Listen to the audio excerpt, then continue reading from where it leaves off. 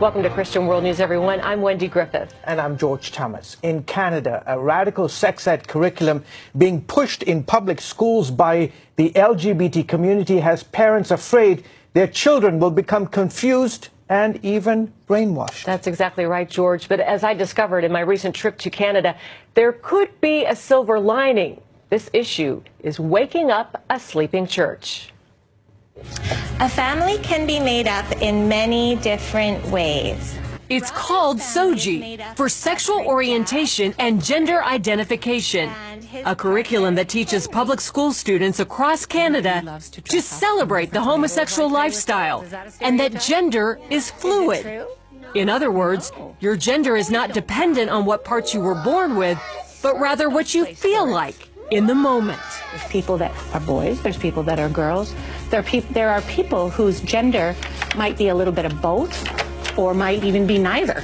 Lessons include books about transgender children, such as 10,000 Dresses, and songs like the Rainbow Song. Gender won't decide the choices we make.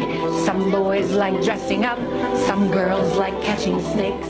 The SOGIE curriculum started in British Columbia in 2016 and is quickly spreading throughout Canada. I just thought, who decided that this was okay to teach our children? Author and inspirational speaker Laura Lynn Tyler Thompson is a leading voice against the SOGIE curriculum. And we are seeing the results of that now because some kids are reacting very emotionally and saying, and they're in fear. Will I suddenly struggle with feeling like a different gender inside of my body? Carrie Simpson of Culture Guard, another leading opponent, calls the curriculum nothing short of child abuse. All those beautiful qualities that make young girls, beautiful girls and women, are being basically vilified. The things that make our boys boys are being, taken from them. So things of equating young men to being strong protectors is something that's now evil. But Morgan Auger, a transsexual and supporter, claims it's about acceptance, not indoctrination.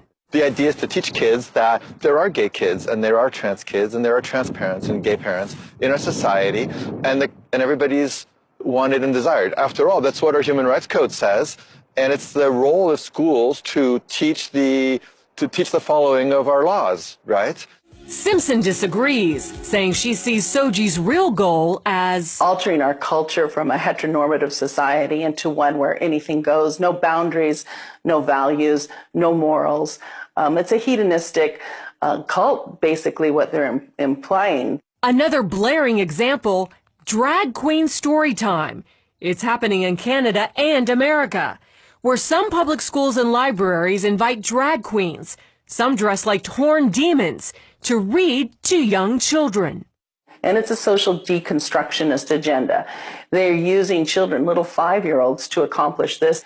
And parents are waking up and saying no. When asked about parents' rights, Auger says, well, actually, in Canada, parents' rights are limited and children's rights are put ahead. So the child has the right to be protected from the parents when the parents behave badly. Canada is known as one of the most gay-friendly countries in the world, with many of their largest cities featuring their own gay villages, like here in Vancouver, which has literally rolled out the Rainbow Road. Most gays, like village resident Dave Davy DiCarlo, support SOGIE and limiting parental rights.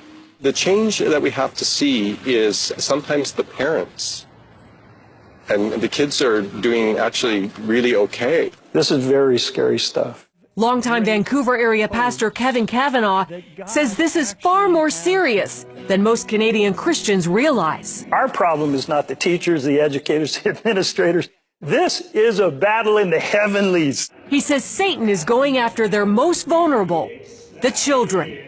And the little girl came home in tears because the teacher had told her, since she was playing with some toys in the class that were deemed to be masculine in nature, that she was likely a boy in a girl's body. The mother went to the school the very next day, and instead of having any sort of tolerance or support or understanding, she was actually called names. She was told that she was a homophobe, that she was a bigot. With that in mind, Tyler Thompson, Simpson, and Pastor Kevin are spreading their message across social media and in town hall meetings.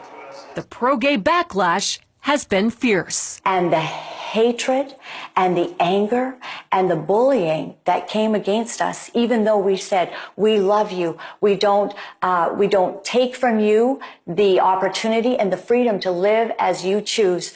We love you, but we do not agree with you. Pastor Kevin believes Canadian Christians are in a 2 Chronicles 20 moment. The word was this battle is not yours, Jehoshaphat. This battle is the Lord's. And the church is beginning to prepare for what it takes to fight for our kids. And George, this battle is unfortunately far from over, but some Christian leaders say it could be the issue that wakes up a sleeping church in Canada. What's been the reaction to the story? Well, the story